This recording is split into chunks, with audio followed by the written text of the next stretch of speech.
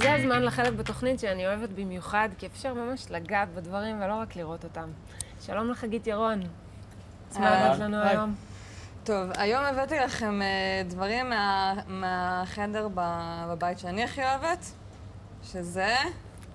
נראה שזה חדר השינה, הכל פה רך ונעים. אני לא יודע, אני רואה פה מה זה הגרפילד הזה. רגע. אוקיי, לא.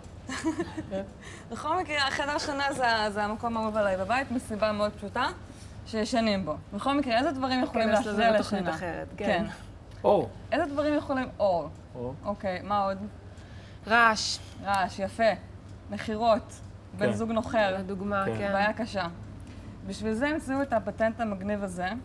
זה צמיד שמלבישים על בן הזוג הנוחר, אוקיי?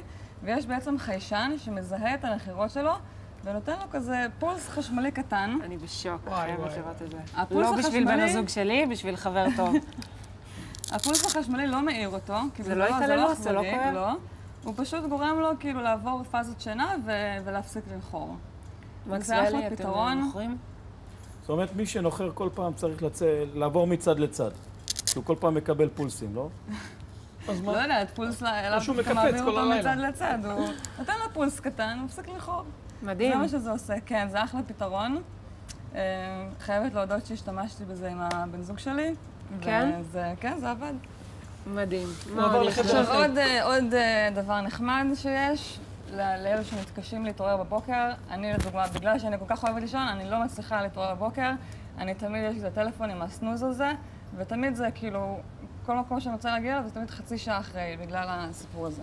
אז בשביל זה המציאו את השעון המעורר הזה, שהוא לא רק עושה רעש ממש מעצבן, הוא בורח. הוא בורח. שימו לב לדבר, זה ממש מעצבן. רגע. עכשיו זה יפעל, 3, 4. הנה, משהו דולק שם.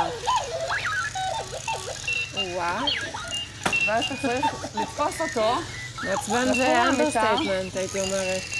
כן, הוא מאוד מרגיז. ואת אמורה לרדוף אחרי זה ולכבות אותו? לגמרי. וואו. זה כאילו מחייב אותך להוציא אתה חייב לצאת מהמיטה בשביל לכבות אותו, וככה אין לך ברירה, אלא להתעורר. יפה. מה עוד? יפה. זה עוד פטנט נחמד למי שאוהב פינוקים ובן הזוג שלו נגיד לא אוהב לפנק אותו כל כך. זה מסאז'ר קטן, רובוט, ששמים על הגב. הוא בעצם רוטט. את צריכה לשכב אבל. אני מוכנה. אני יכולה לעשות לך הדגמה כזאת. וואו. ויש לו עוד מצב. יש לו מצב חלש ומצב זה. יואו, טוב, מקס ואלי, אתם חייבים. כן, הוא מתאר. עכשיו, מה שמגניב בו, שיש לו חיישן, שהוא לא נותן לו ליפול מהגוף שלך, הוא בעצם מזהה איפה הוא צריך להישאר, והוא לא נופל. איזה יופי. הוא לא כלומר, הוא מתפרק, עושה את כל העבודה. הוא עושה את העבודה, אני יכולה פשוט להניח אותו וללכת? כן. מדהים. כאילו, בן זוג שלו רוצה מסאז' ולא בא לך, את שמה עליו את הדבר הזה, הולכת לישון. מה עוד הבאת לנו? זהו, אז בגדג'ט שופ יש המון דברים מגניבים, ויש גם את זה לרווקים שבינינו, או לאלה שבני הזוג שלהם לא מחבקים אותם. זו בעצם כרית מחבקת. כן, הולכת לישון, ויש יד שמחבקת אותי. זה מאוד נחמד. מה אתה אומר על העיצוב, מקס? מפחיד. מה?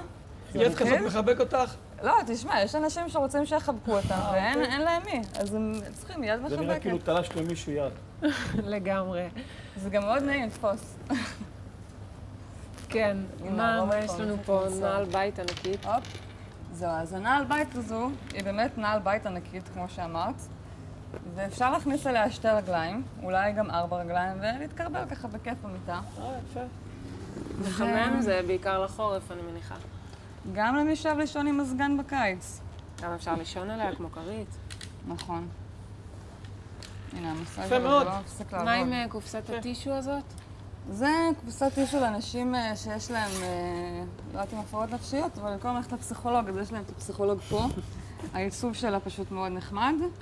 קופסת טישו בעיצוב של פרוידיאני משהו. עיצוב נחמד והרבה יותר זול מפסיכולוג. נכון. ואפשר לבכות חופשי. וזה גם פטנט חמוד מאוד. זה תופעה מאוד מעצבנת שכולנו מכירים בלילה, יתושים. מה עושים בבוקר שקמים? עם העקיצות המגרדות. מורחים פניסטיל? כן. אז פניסטיל זה דביק ולפעמים כאילו נחמד. אז את מחשמלת את עצמך וזה עובר. לא, זה לא מחשמל, זה עובד על חום. הגוף בעצם מפריש כל מיני טוקסינים שגורמים בעצם לגירוד. והדבר הזה פועל על חום, והוא מרגיע שמים את זה על הקיצה, והוא מרגיע אותה תוך כמה שניות. וואו. ואז לא מגרדים. מה? ואז לא מגרד יותר. לא מגרדים. תודה רבה לך. תודה לכם. תודה רבה. תודה.